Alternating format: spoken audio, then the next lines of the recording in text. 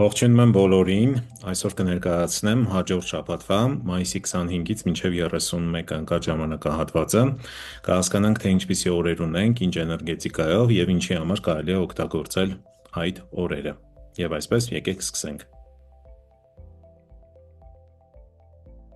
Ինչև առաջ անցնելը, եթե մինչ այժմ չգիտեք, թե որն է ձեր անհատական էլեմենտը եւ որ կենդանակերպի տարում եք ծնվել, ապա սկանարեք այս QR կոդը, որից հետո կբացվի նման պատուհան, այստեղ լրացնում եք ձեր ծննդյան տվյալները, օր, ամիս, տարի, ժամը, այնուհետև ընտրում եք սեռը եւ սեղմում եք հաշվել։ Դրանից հետո կբացվի արդեն ձեր անհատական բազի քարտը, անհատական էլեմենտը նայում ենք այս հատվածում, օրվասյան վերևի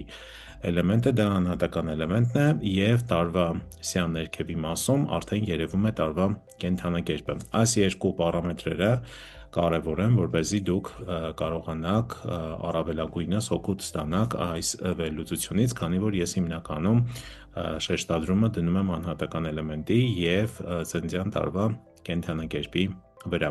Եթե առաջանան որոշակի անհասկանալի պահեր, ապա լավ կլինի դիտեք այս վիդեոն, որը իմ YouTube-յան ալիքում է, այստեղ ես մի փոքր ավելի մանրամասն եմ խոսում բազի քարտի մասին եւ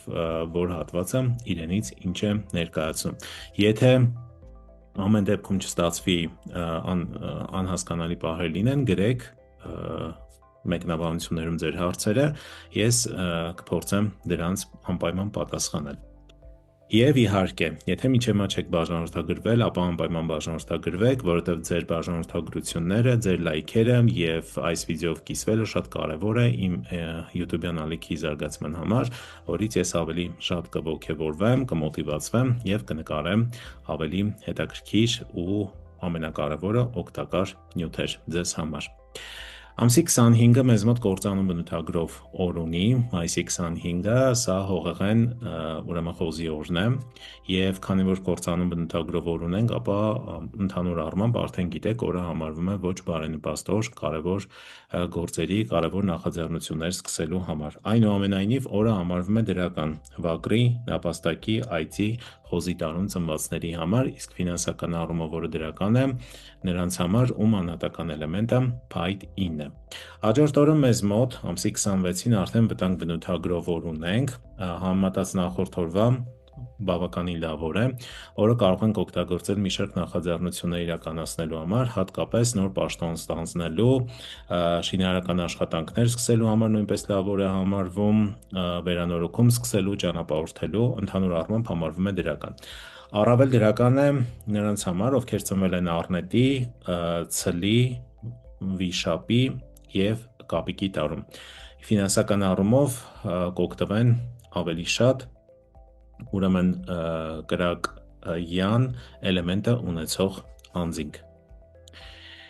Ամսի 27-ը մեզ մոտ հաջողություն բնութագրով օրով է նկարագրված, աստղի նշանը դրել եմ, համարվում է շատ դրական օր։ Ես խորհուրդ կտամ, որ այս օրը բաց չթողնեք, եթե կարևոր նախաձեռնություններ ունեք, շաբաթվա ընթացքում որ պետք է իրականացնեք, կարևոր հանդիպում, պայմանագրերի ստորագրում, բիզնեսի բացում, մի խոսքով, հա, այսինքն ցանկացած նախաձեռնության համար այս օրը ամսի 27-ը կարող եք օգտագործել։ Օրը համարվում է առավել դրական առնետի, ցլի, ուրեմն օձի եւ ակաղի տարում ծնվածների համար, ֆինանսական առումով որը դրական է նրանց համար, ում անհատական էլեմենտը կրակ 9 է, օրը քիչ թե շատ կարող է մի փոքր ոչ բարենպաստ լինել նրանց համար, ովքեր ծնվել են այծի տարում, սա ի նկատի ունեցեք։ Մյուս օրը, ամսի 28 մայիսի, մեզ մոտ ստացում բնութագրով օրով է եւ մեզ մոտ ջրային ուրեմն վագրի օրն է։ Օրը համարվում է բացասական օր, ընդհանուր կարելի է ասել ոչ մի դրական աստղ չունենք օրվա մեջ եւ օրը կարող եք օգտագործել ուղղակի հանգստանալու, ինքներդ ձեզ հետ ժամանակ անցկացնելու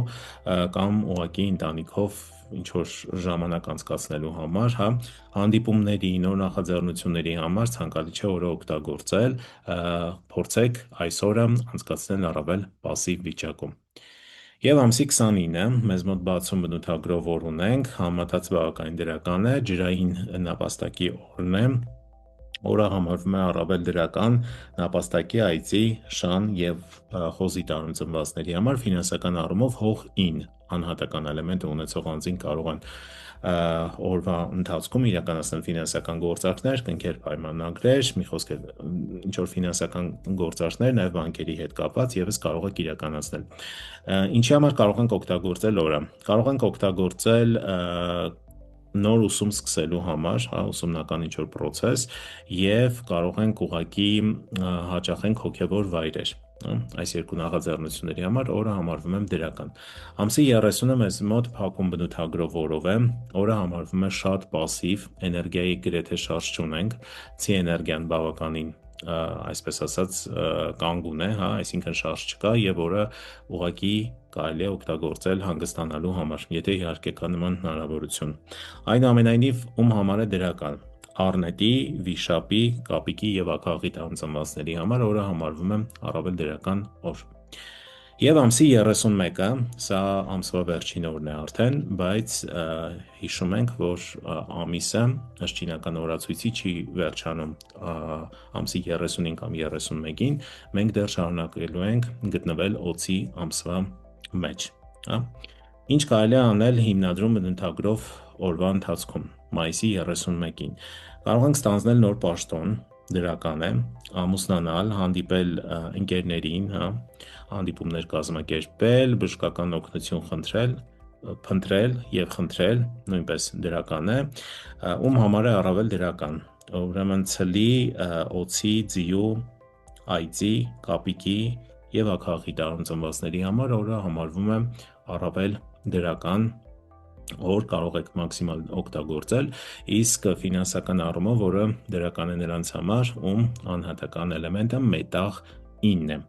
Իսկ ես հիշեցնեմ, որ մայիսի 27-ին, ինչպես հիշում եք, հաջողություն բնութագրով օրով էր, մայիսի 27-ը ես անցկացնելու եմ անվճար on-line վեբինար, թեման անտեսանելի օրինաչափությունները, որոնք կառավարում են քո կյանքը։ Շատ հետաքրքիր թեմա է, եւ խոսքը վերաբերվում է թվագիտությանը, մի փոքր այլ տեսանկյունից եմ ներկայացնելու խնդիրները, հա, ընդհանրապես օրինաչափությունները, որոնք կարող ենք մենք բացահայտել թվագիտության օգնությամբ։